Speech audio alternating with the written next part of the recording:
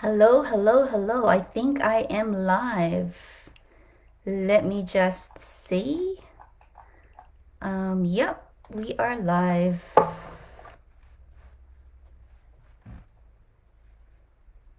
Hi, Jordan. Hi, Connie. Hello, everybody. Good evening. Happy Easter Sunday.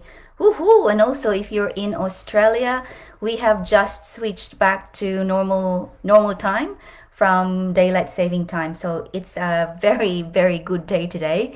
It feels like don't you always feel like on the first day when we go back to the normal time, you always have so much time. You're looking at the clock and you're going, well, I should be doing this now, or it seems so early when it feels like this should already be happening. So today I felt like I had so much time. So it was pretty cool. So I think that that's always a good thing when you feel like you're ahead of things.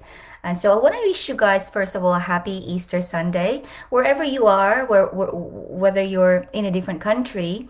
Happy Holy Week. I know this is a time where we just take some stock within ourselves, take some time off from work or from business. We go on holidays with children, or we just stay home and just pamper ourselves. So good for you, good for you. I think that it's a very important time to take stock and just look after ourselves, to fill our cups. Yeah. So tonight, actually, what I really wanted to use as a theme of our gathering and conversation tonight is the birth of hope, because I think it's very timely for many reasons. Why? But before I go into that, I just want to say hi to everybody. Let me know where you're hailing from. And I always say where I hail from. So I'm just living on the border of New South Wales and Queensland. And I was originally born in the Philippines. I've been in Australia for over 20 years now, and I love living on the coast. Now I've got Jordan, Connie, hello, Samantha, hi. And oh, thanks Jordan for sharing. That's amazing. Libby, Rebecca, happy Easter. Yes, Suzanne, Connie, happy Easter too. So Jarvis Space, nice to have you back here tonight, ladies. So the birth of hope. Why the birth of hope? For a few different reasons. Okay, number one, you would know that on the 20th of March, we have actually started the astrological new year. So it's like the new year in astrology starts on the end of March, which is the end of the first quarter. And we've got the whole entire 12 months for ourselves to set new goals, to reset the button. Now, when it comes to setting goals that are more popular in the most, in the most popular way that we do it, we set goals on the New Year's Day, the good old New Year's resolution, when everybody jumps in the bandwagon and goes, "What am I going to change? What am I going to achieve? What do I want to do?" And that's cool, because goal setting is so important. However, how I usually recommend goal setting is that you eat the elephant one bite at a time, and by one bite at a time is that you review the goals quarterly. And how timely is it to review your goals at the end of the first quarter, at the end of March, also in time for the new year of the astrological year? And it's just and it's Easter as well. The Easter, around this time, we just, like I said, we take stock and we review. And if you, I don't know about you ladies, but I'll share with you a little bit about the first quarter of my year. So the thing is, I jump into the new year, all good plans and armed with good intentions and just high energy and whatnot. And then things began to happen as they do in life. But this time there were things like, one off and pretty heavy. So my father passed away all of a sudden. And there was an accident that happened in my property during a 16th birthday with my son, his friend. He's okay now, but at that time it was really scary for me. And the next thing, we had to suddenly move houses because the property that I was living at, we had to do some structural damage repair on that one. And so just like these stressors that are unexpected. And so all these good intentions that I had on a piece of paper, it's funny because it's on a piece of paper, I probably achieved, let me say, 30% of them. So I really knew that at the end of the first quarter, I really needed to review that. But you know what? Here's the thing. When you review your goals, I encourage you to review it lovingly, to look at the things that you have achieved and to look at the things that you have not achieved as kind of like a message to you to tweak that goal, to tweak that plan according to your current energy. It's called a reset button. I have a mentor called Lisa Nichols. You probably know her. She's African American, and she used to be on public assistance in the United States of America, and she's now got a company in publicly listed company, and she had her challenges.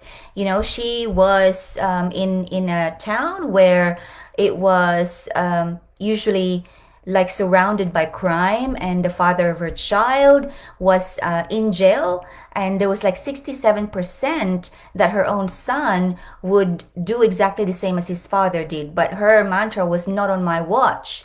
And so what Lisa Nichols recommend, and she's always talking about this, is we must learn and honor ourselves that we are allowed to push the reset button anytime we want, whether that's 1,000 times a year. It's anytime when you feel that you just need to start again. And that's why it's so important that we talk about the birth of hope, because in time of Easter as well, especially Sunday, for those who are Christians here, you know that today is when Jesus was resurrected. He died on the Good Friday, crucified, died, and he was buried. And today, so the people at the time, they did not have Jesus for 48 hours. And when he was resurrected, the hope had been born again. So I think that there's just so many reasons for us to talk about the birth of hope, because often we are attacked by life circumstances, and these circumstances sometimes can come one after the other. And I know this because it's happened to me. And when they come one after the other, it's hard to see the light because our energy just gets drained. And we're only human, right? We're only human. So it's human to feel beaten up. It's human to feel like you sometimes are victimized by I'm not gonna deny to you that a real person, a real human being, that we feel that, like, no matter how much education we've had, how much spiritual development we've had, how much connection we have in our spirits. I just want to be honest with you here. All of us feel at a certain point, in one way or another, feel tired, feel exhausted, feel a little bit of hopelessness, feel a little bit of helplessness. We are human beings. And so I think it's so important to learn different tricks and tactics that can take us back to the basics and allow us to press that reset button. So let us get started. How I want to get started is just this, right? I just want to have a conversation with you. Throw me a question. I'm going to pull out a card for you guys on the energy cards. If you throw me a question about the birth of hope, about feeling having to look for inspiration, what are you struggling with right now? Let's talk about that. I know this can be some kind of a one-way dialogue sometimes, because I'm talking to you and you are unable to really directly talk back to me.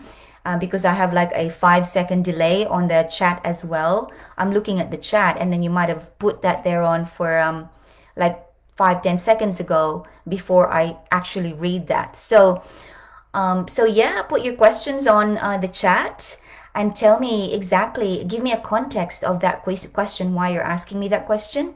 Let's pull out a card for you and let's explore this energy on the theme around learning to reset, learning to press the reset button, and really learning about what does the seed of hope look like inside of us, because we are all different. You are a different type of woman. I am a different type of woman.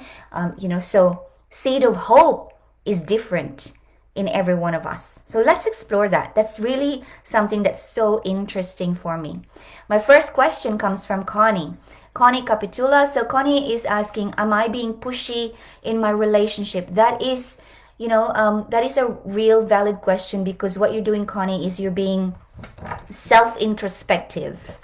And it's always a good start when you self-introspect instead of label the behaviors of other people, or just judge the incident itself, because there are so many facets and perspectives. So let's explore that. Being pushy. So and yes, so thank you for putting that in context. You feel like you're pushing him away. You know, a lot of times what you feel is strong enough so that you need to honor that. Now you've got a jumper here, and it's third chakra, Archangel Shemuel. So, and I'm gonna pull another one out as for you as well. So we're gonna use 2 cards.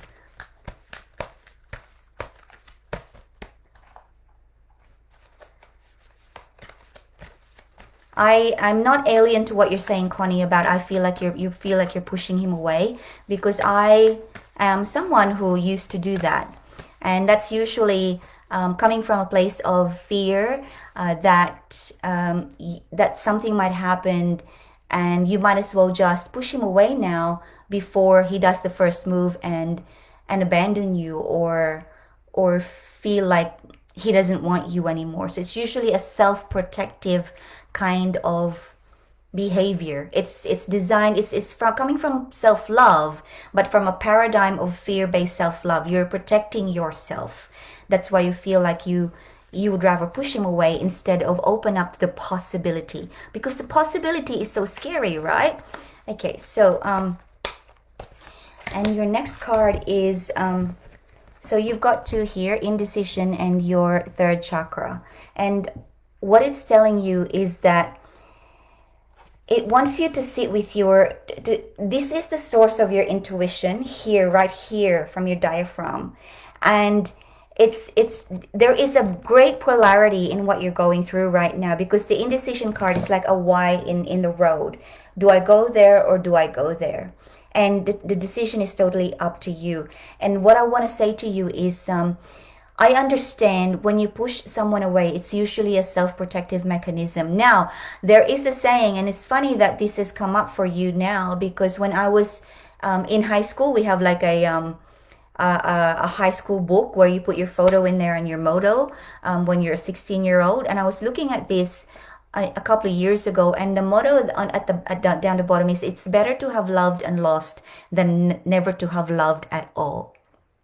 And I believe that for as long as you are safe, he's not putting you in danger.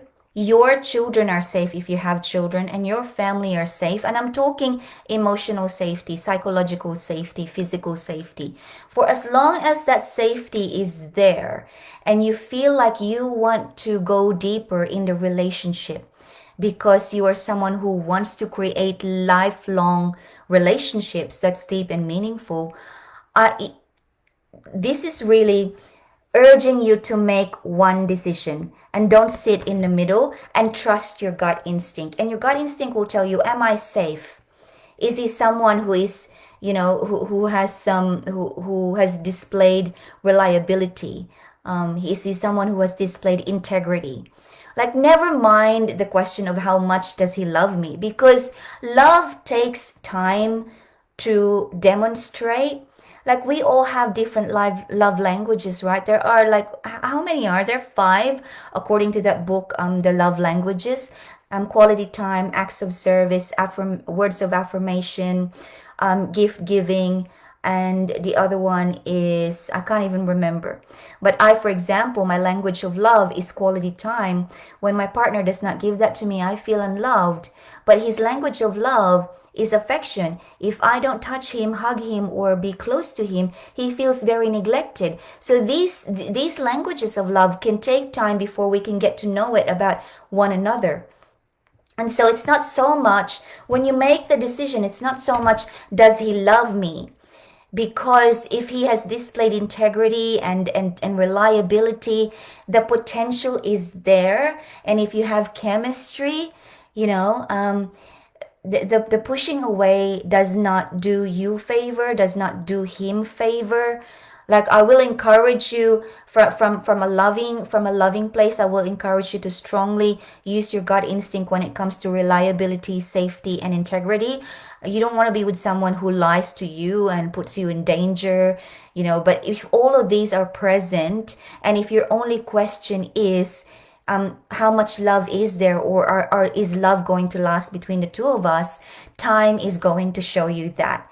And it's always better to have gone deep into love, and perhaps you'll keep that or you'll lose that, than never to have done that at all. Because that's what makes us grow. That's what makes us, an amazing woman, an amazing human being. So I feel like this is the start of a reset button for you when it comes to birthing the hope, not so much for the relationship that you are, that relationship, but the hope inside of you that you are gonna be someone who's got this. Because in a relationship, and I teach this to my students, it's called the Atomic Self-Love Project program, is that in a relationship there are three parties. There's you, there's him, and there's the relationship itself, right? So it's not just you and him, but mostly it's this relationship. Now, this relationship can take time, but when you birth the seed of hope, you are really looking after your own self.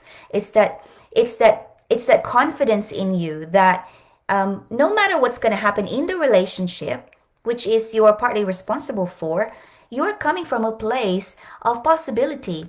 You're coming from a place of, of not being indecisive.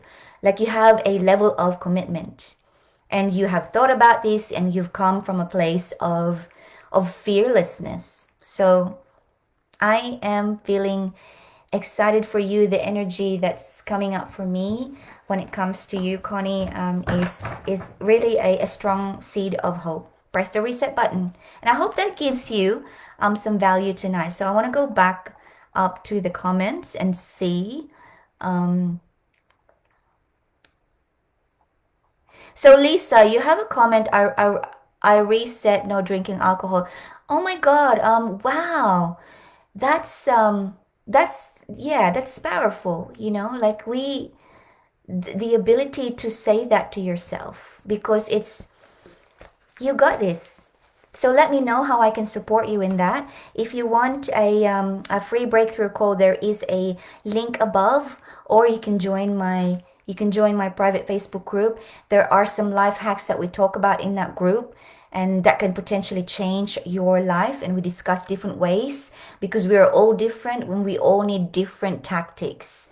And so, Lisa, if you need some support from me, if you want to have a free breakthrough call and just look at what could be the key to your life transformation, let's talk about that. Charmaine says hello. Hi there. So Hazel is thinking about what's ahead financially. I love your name. I have a couple of cousins. They're named Hazel. Cool. So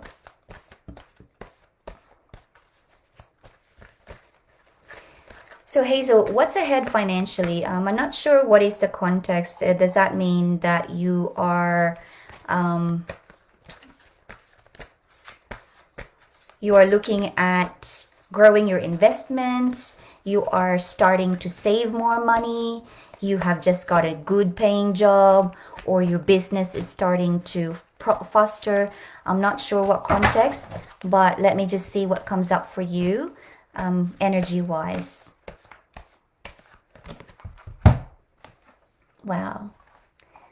I would say if there's one powerful card in this deck, it would be the Goddess of the Moon. So the Goddess of the Moon, Hazel, is like she embodies the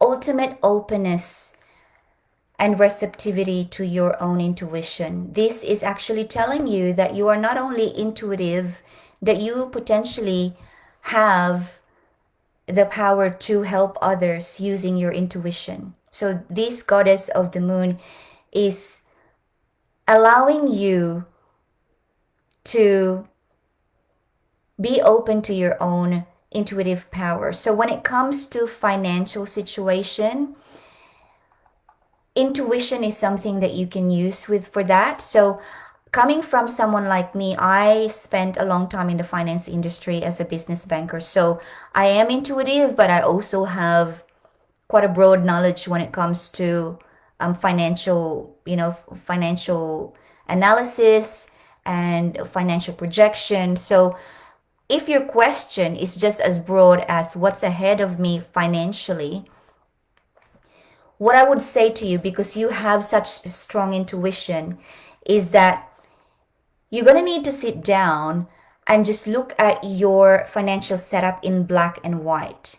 And what that means is that if your goal is to be able to save money to, say, for example, buy a home, or something big like, if it's not buying a home, it could be going on a holiday. But because we're in COVID, I don't know, you could be saving for a deposit for a home, or you could be saving to buy something magnificent like a car. I don't know. But usually we associate financial abundance with a lot of ease and freedom to do what we want to do and to access the things that are going to make our life better, whether that's a house, that's a car, that's a different place to live, or just just access to cash flow. So intuition itself is not going to help you to create that financial abundance. If you're after financial abundance, you need to work your intuition with black and white. You need to look at your balance sheet. And when you look at your balance sheet, what your intuition is actually telling you to do is that operate your life from a mindset of prosperity. And by that I mean act as if you already are. So if you picture yourself as someone who is prosperous, living the life, who, say for example, living the life of someone who has, I don't know, who has a house by the beach, and you are enjoying freedom when it comes to, you want to be able to spend as much time with your family and pamper them and provide them with anything that they ask of you or anything that they need. So your intuition is going to help you by using that to imagine what it feels like to already live as if you are the one that you are dreaming of. So not from a place of lack, but from a place of prosperity. I'm going to give you a solid example because that's the only way I know how to illustrate it for you. So about 3 years ago, I started my first business, and it was a network marketing company selling personal development products, and this was high ticket items, and it was a global business. And so I had to build a team from different countries. And one of the things that we do is, in the personal development itself, the product itself, it teaches you how to change your mindset from a place of lack to a place of prosperity. And to live in a place of prosperity, you've got to be able to become someone that you aspire. And it's a tricky one, because if you're aspiring for something, how can you already become that when you're still only aspiring for it? And it's simple. So this is what I did, right? So my dream is to have more time with my family and to do whatever it is that I want to do with them without time constraint. Time and money, they're so closely interconnected. So to do that, I had to be brave to give up my corporate career, and I did. And what I did was I worked so hard in the business, knowing that I wasn't going to earn in the next 6 months. But within that 6 months, while I was working the business with no business income, because you've got to build your pipeline, I went to the beach 3 times a week. And I did what I wanted to do when it comes to time freedom. I took my kids to school, picked them up. I did the life of someone who has all the time in the world for her family. Even though I needed to stay home and work my business, I used my intuition to spend as much time with them so that I can get into the feeling of what it's like to already live the dream that I'm aspiring for. So that's how you're going to be challenged. But this is saying that you have such strong intuition that you can use your intuition to actually already live whatever it is that you're dreaming of, as in terms of a financial life, an actual abundant life when it comes to money, when it comes to material things.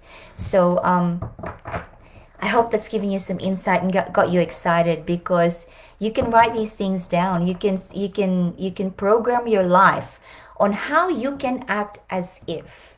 So yeah, tell me more, Hazel. Who do you look up to that's already living the life that you desire? Okay, so Hazel says, I've been reading The Secret. I've manifested a few things. I fall off the wagon due to stress of a busy household, 5 kids, and a hard-working husband. Okay, that's great detail. Thank you. So you already know you can manifest, right? Because you have proven that. But like I said before, I was talking about 10, 15 minutes ago, life happens to us, circumstances happen to us. And so as human beings, what happens is that we tend to feel tired, exhausted, and like you say, I can fall off the wagon. So I understand you. Now, I think what you are, so because you've given me some very detailed information there about having 5 children to juggle and a hardworking husband, it's getting back to the basics. So it's going to, the way that you can fill your cup is to go back to the basics. So yes, be there for your 5 children, be there for your husband, but when you have that spare time, you need to not push yourself, you need to not push the universe to manifest for you, because resistance is going to stop you from manifesting. So you need to allow, and by allowing, it reads your energy. And if your energy is tired from 5 children, tired from looking after and supporting hardworking hubby, the universe will read tired, exhausted, and this is a resistance to your manifestation. So allow and dissipate the tired and the exhaustion and go back to basics. And by basics, I mean, man, so basic, like sleep when you need to, eat the right food for yourself, and move your body. So move your body, and eating the right food for yourself is so tricky.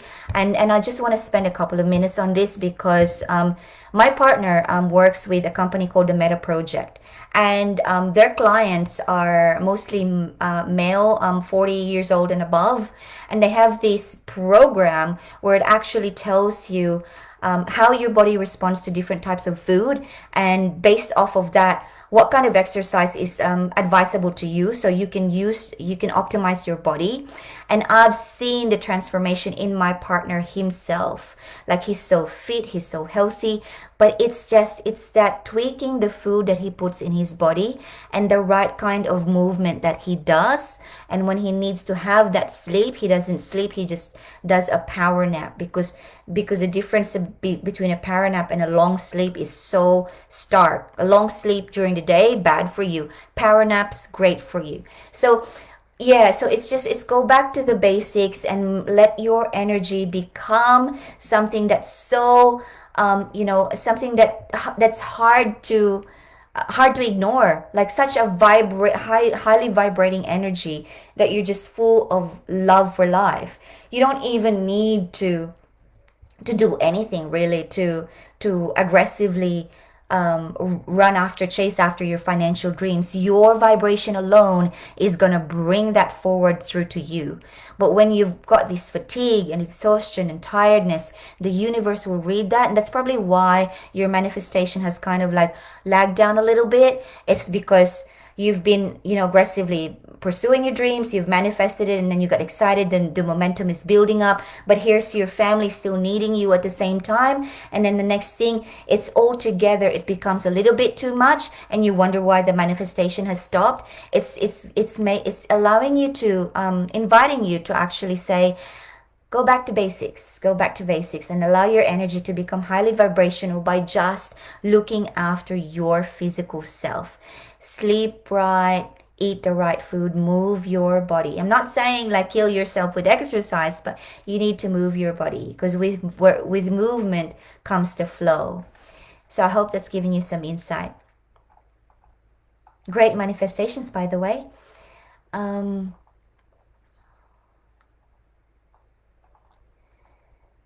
So Azra, great to see you tonight. So I don't know, I'm not familiar. You've only just told me this. You're a single mother with ongoing medical expenses for your daughter and no child support.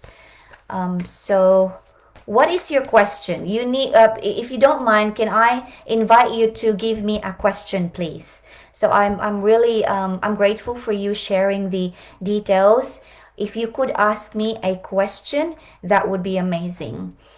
Um, so Laura Lou, happy Easter. Yes, would love some guidance, but ask me a specific question so I know I can kind of like feel the energy around it. That would be great. Okay, so and same with Charmaine. Yeah, so the reason why it's best to come from a question that's not answerable by yes or no is because it's very intentional, and it really shows the universe that you have become self-aware of what's going on for you, and you are willing to ask the question, whether the question is easy to ask or confronting to ask. But when you ask the question, and when you ask great questions, you will get great answers. And so I'm here to help you do, energetically just channel your question to the right potential. So ask me a question, please, ladies. Um, so Zita Bush, hello from Melbourne. Happy Easter. Happy Easter to you, my love. I would love some guidance around love. I've hit the reset button on love. Congratulations. Starting again on my journey to find a partner. I would love to explore how to bring that to me. Amazing question. Okay, so how to find a partner? How to, so how many times, um, sometimes we ask ourselves, how many times do I have to go through before I find the right one? And I think one of the secrets to really manifesting someone that's right for you, whether that's a partner or a best friend or a soulmate or a business partner, but to be able to manifest an actual physical human being that's right for you, it's not so much how many times do we have to go through this kind of experience, but how willing are you to reset the button? And by resetting the button is just so it can be so profound, because a lot of times it means you have to be willing to let go of your personal history. As a woman, I've seen so many women have, and I was like that, and so I truly empathize. When you come out of a toxic relationship, we get into the self-protective mode, so that when someone else comes along the next time, we have this tendency to see this new person from the lens using the bad experience that we've had in the past, which is so unfair to this new person, because they weren't there, they didn't do it, they had nothing to do with it, and therefore they need a fresh start. They need you, they need us to reset the button completely, like as if we've not had any toxic relationship. I know this is counterintuitive, and it's hard to do, because toxic relationships harden us, gives us skills on how to pick up how to not pick up, but how to spot stalkers, how to spot a bad person. But when it comes to possibilities, when you reset the button, we need to see this new person as they are, with all their wrinkles and their hair and everything. No prejudices and biases from the previous history. And that's part of resetting the button. And so Zita, I'm gonna go back to you when it comes to, you've reset the button on love. And as we explore the right way of resetting the button on partnership, let me see what comes up for you. And I'm drawn to actually do this card, shuffle it in this way. Okay, amazing. And the card that's coming up for you is, wow, it's the 7th chakra. Archangel Uriel. So the 7th chakra is the opening to the divine. So this is exciting, because the 7th chakra is just your channel to unlimited possibilities. We are all divine. We are all children of God. And because that's come up for you, I want to pull out another card for you from my Divine Feminine cards. Because I want to see the kind of divine feminine that you are, what's coming up for you. So this is that deck of cards. And because you have just got that 7th chakra, which is inviting you to acknowledge that by resetting that button, you have opened your access to limitless potential. So, you need to now look introspectively. Who is Zeta? What's your values? What makes you tick? What do you love? What is your language of love? What are you willing to sacrifice for a partnership, and what is non-negotiable for you, and what are the things that you love to do? This is like inviting you to really become intentional, because this kind of unlimited channel is so powerful, that how it can manifest specifically for you is if you use it with great intentions, with very graphic, very specific intentions. So let's just pull out a divine feminine affirmation for you and see what type of divine woman comes out for you. And I am getting, okay, Saint Bridget, Our Lady of Exalted Light. I give endlessly because the light is without end. My soul is all I need.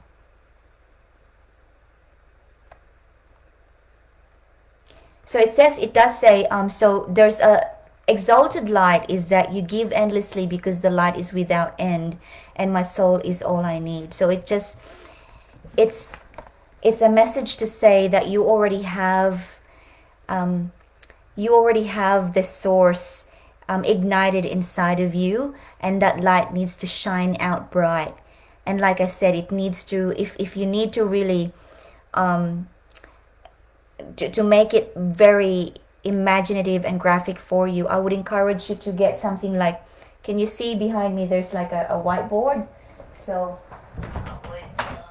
I use this a lot.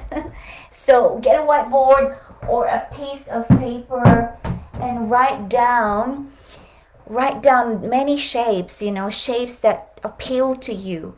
What does it look like, this man or the situation, the place that you're going to be together, and put that light there, ignite it. So your intentionality is going to be the key to manifesting a lifelong relationship. And then, at the end of everything, what I want to say to you, from me to you personally, Zita, is that I'd love for you to, once you've done your intentions, your affirmations, and you've imagined everything that you want to happen in this love that you are manifesting for yourself, after you've put it out into the universe, knowing that you have access to the divine limitless potential, once you've put it out there with your exalted light, and you're happy that you've put it out there, I need you to release your attachment to the outcome. Just put it out there and know that this is what you are willing to have in your life based on your values, that you are going to do everything in your own light, to give endlessly. And so once you've put it out there, just release your attachment to the outcome as to when is it going to happen, how is it going to happen, where is it going to happen, and who is it going to be. Release all those attachments to those outcomes. All you have to do is tell the universe how, the things that is important for you, things that are important for you, and how you feel about a certain love relationship that you want to manifest. Because your job is to tell the universe what you want, and the universe's job is to give it to you when it believes that you are ready. And you're ready when you don't really care when it's gonna come. that's when you're truly ready. Because what happens is you just live in this space where you're so happy about your own self, that you love yourself so much, you enjoy your own company, you don't need anyone, you're just enjoying everything around you, you're grateful for what's here now. And when you're in that space, that's when the universe goes, okay, I think you're ready now. Let me give you what you deserve. You know what I mean? Like, it works that way. Every person I've ever talked to, and even myself, the moment I let go of the when, where, who, and what, it was like, ta-da! So I hope that's giving you some value tonight. Now, let's move on to... So Connie said, I'm safe. I felt like I was loving him too much and pushing for more that he isn't ready for. So this is Connie's comment from my very, very first card before. And so Connie, trust your intuition. If you feel that he is feeling a little bit, a little bit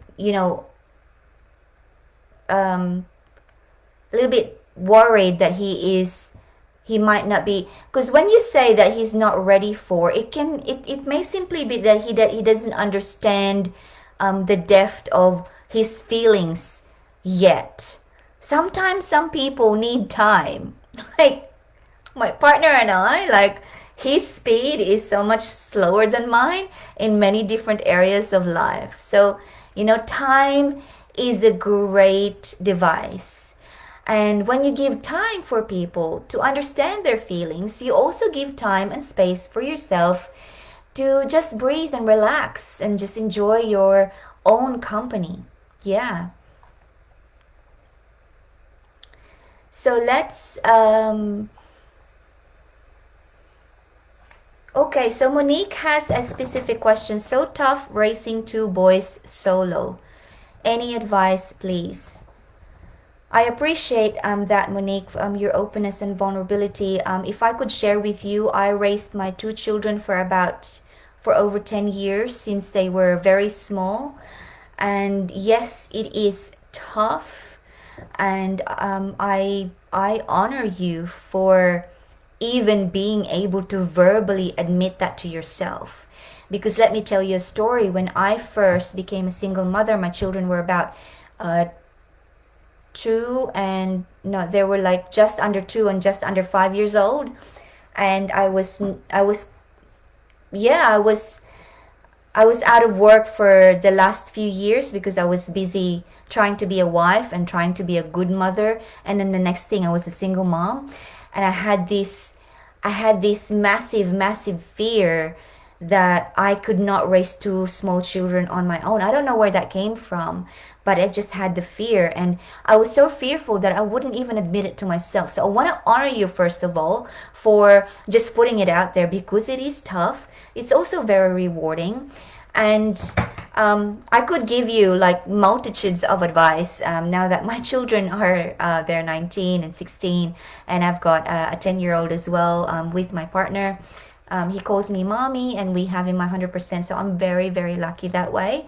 But because I don't know specifically what area of raising them is particularly tough for you, but I want to say to you that the mere fact that you are able to verbally say that to yourself, that it is tough, gives me the indication that you are someone who is a no nonsense person, no nonsense kind of mom, and you have the ability to see things for what they are. And so what that means, you can also see people for who they are, and you can judge whether something, when there's a red flag for you, you honor that red flag and you don't sideswipe the red flag, thereby you get yourself into further trouble.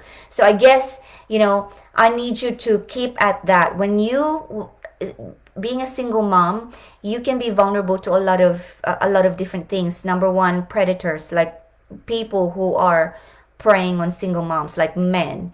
So when you get the red flag, even if it's a tiny mini red flag, that they may not be there's something that's just not quite right. I need you to honor that and just go, there's like so many other people in the whole entire world waiting for your beautiful self. So if you have one little red flag, just honor that red flag and always just focus on the daily joys that you experience with your boys. Because the toughness comes with, you get tired, the demands for the emotional demands of the boys, they're different from the emotional demands of the girls. But they can be very energetic, and depending on what kind of a person you are, or if you're energetic as well, then good. But if you're not as energetic as your boys, it can get really, really exhausting. And if they have different interests to your particular natural interest as a person, particular individual person, not just as a mother, then there might be a clash. Like if they like sports and you don't like sports, and then you're having to drive them to sports all the time, that can drain you so much. If they like art and you just don't get art, and then you have to and then you have to support them with their projects and their questions, so it's so tough. And then and if they struggle with relationships at school, and it's something that you don't understand yourself, and you have to support them through that. So you have to be everything to your boys. What I need you to remember, Monique, is that it's okay to know bugger all. Like, you don't have to know so much to be the best mom in the world. All that really counts, and I wish that I could have said this to myself, to my younger single mom self. I wish I could have said this to my younger single mom self, and I can actually do that. I'm gonna do that. Like, you can fix the past by fixing the now. The thing is that what matters is the love that they feel from you, and that love is different for everyone. So if I would encourage you to read the book 5 Love Languages, because different people have different love languages. So I would encourage you to study the love language of your boys. So your eldest might have a different love language. Your youngest might have a different love language. Your eldest may have a love, may like to receive love through acts of service, like you making his lunch boxes all the time, making his bed all the time. But the youngest one may have a different type of love language. He might be the one who needs you to always tell him that you love him verbally, like words of affirmation. So, just because you give love to your loved ones doesn't mean that they understand that you are giving love to them. And I wish that someone had told me this before, because my children have different love languages, but I didn't know them. So I just gave them love the way that I would give love, which is acts of service. But that wasn't really even very important for either of my kids. They wanted quality time, they wanted affirmation, they wanted hugs, So read the book 5 Love Languages, and then understand what's the love language of your children, and what is your own love language, and find a way that you can give to them their love language so they understand. You don't need to be able to answer questions in science or maths, or know, or be the perfect driver or this and that. All that there is that really matters is love, is knowing how to get that love so obvious that you're gonna become like, oh my God, mommy, So that's my human advice to human advice. But what I'm going to do is also, I want to pull out a card for you, just because I love this topic about mommyhood, because I am, being a mom is the greatest gift I've ever received. And got this one floater. It just would not stay in the deck. So it is the Angel of Strength.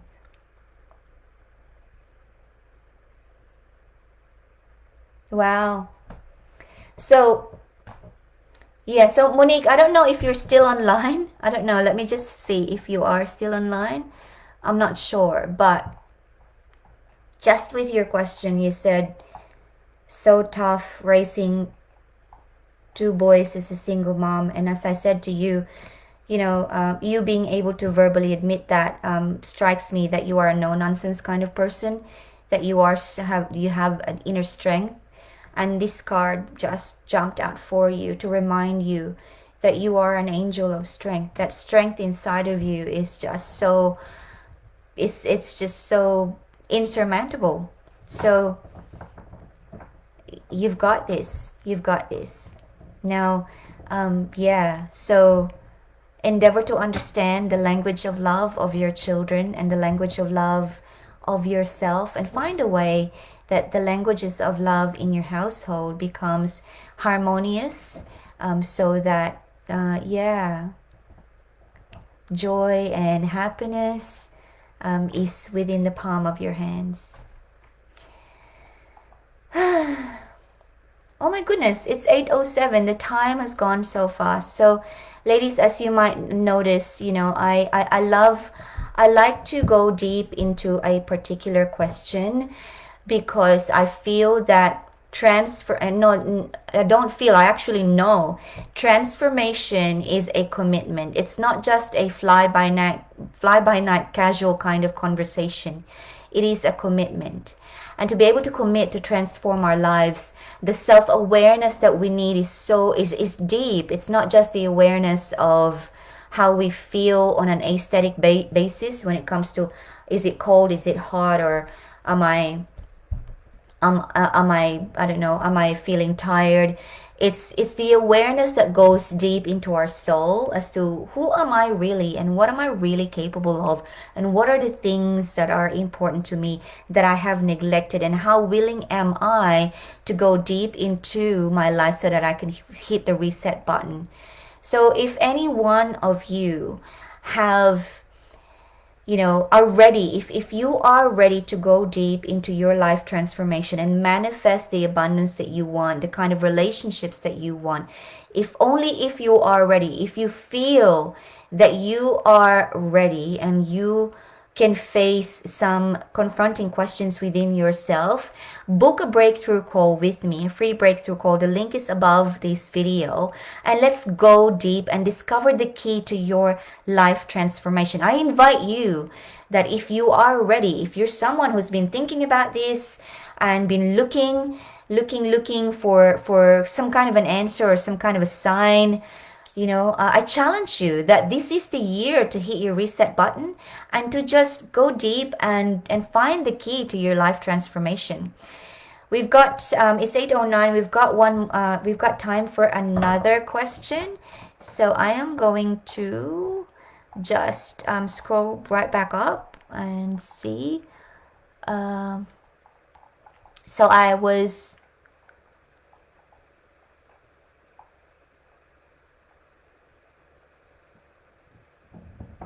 Okay, so Azra's given me a very specific context to her question. Will I get my lost wages back from corruption? I'm chasing it up.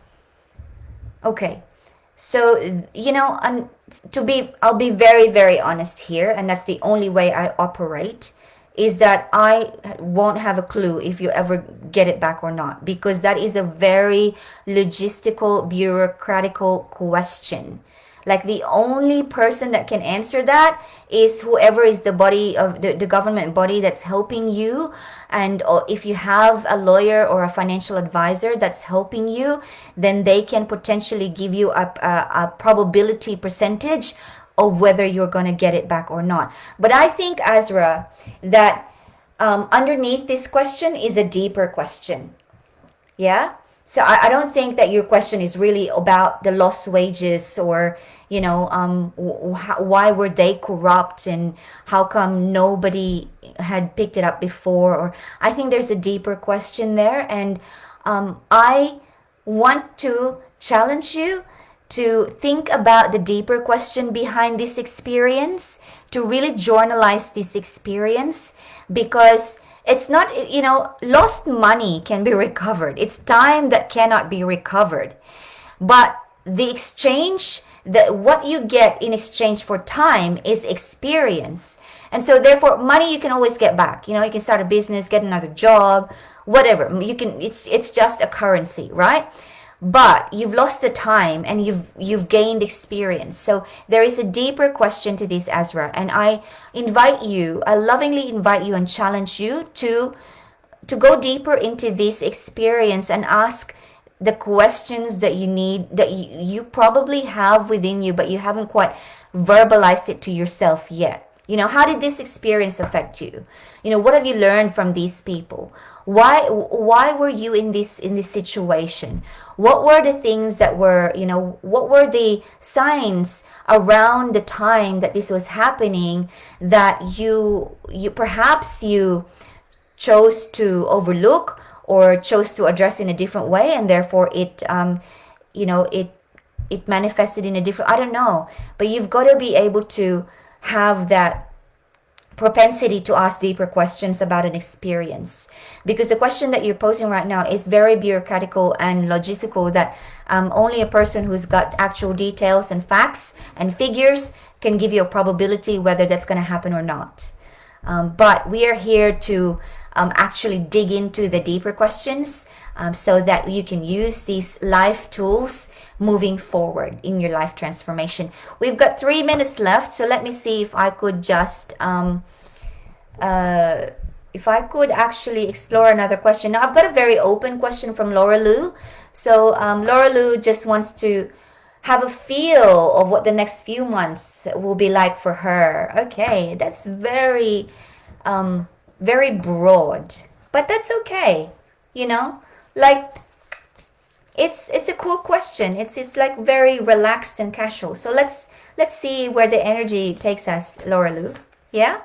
And for your question, I'm gonna actually do a spread, a past, present, and future, because I love how you just casually just put that out there. What's I would like to know. Well, we're not gonna know, but we can get a feel of how the next few months will be for you. And we've got a couple of minutes left, so I'm going to do that for you now. Alrighty, so I am going to just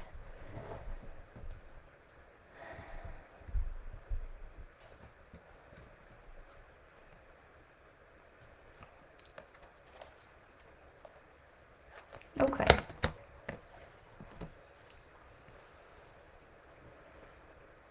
All right, so I'm going to show you the cards that came up for you, and I'm going to show you exactly how they appeared, right? So they appeared in reverse. So reverse storm warning, reversed magician, and reversed woman holding a coin. So the past for you, a reverse storm warning means that there has been some challenges in your life, but because it's reversed, it's over now. And so you can put that behind you now, the storm that occurred in your life, the challenges, and that was in the past. Right now, you presently you've got the magician. So this is the Alchemist of Life. So Laura Lou, you are the magician in your life. You can actually transmute anything. You can transmute a negative into positive. You have that power, but it's come up for you as a reversed one. And what it's saying is that you've got yourself currently in a state of you're not in touch with your personal power. So you've probably found yourself in the past to be quite powerful. When you want to think about something, what you think about, you bring about. So get that power back by putting it upright, by just getting in touch back to your personal power, however that looks like for you. Because we are out of time, I'm not gonna explore the how right now, but if you want to talk more about it, just book a free breakthrough call with me.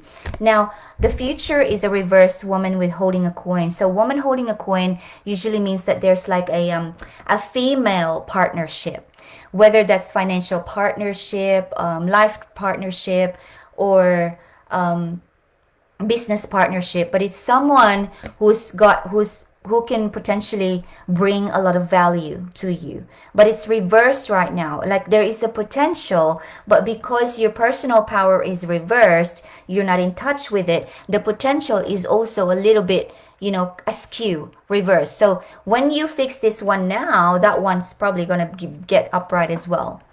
Yeah, I hope that's giving you some insight. I don't want to go so much over time because I think there's someone who's also doing a live at 8:30. But I want to take this time in the last 60 seconds to thank you so much. Happy Easter, and thanks for hanging out with me. I love hanging out here every Sunday night on the Atomic Self-Love Project. I want to give you a quick announcement that there is something very, very, very exciting coming up. I am holding a free 5-day challenge for women starting the week following next week, and I'm going to announce that free challenge on Sunday night, wait for it, because this challenge is going to allow you to manifest what you're truly looking for. It's a free 5 to 7 day challenge. I'm still organizing whether it's a 5-day or a 7-day, but it's free for all, and we're going to hang out for 5 or 7 straight days where I'm going to give you life hacks on how you can transform your life, and it's going to be so exciting because you will get results fast. So if you go into the challenge on a daily basis, you will have a prolonged transformation. If you jump on it on day 1, you will get a result fast. Day 2 result, day 3 result, and it's a results-oriented free challenge for women. So you're welcome, Laura Lou. Ezra, thank you for sending stars. You guys rock. I think that you are amazing people. So I will end this live video, and I love you all. I'll see you again soon. Bye. I actually don't know how to end the live video. Oh yeah, there's the button. Bye.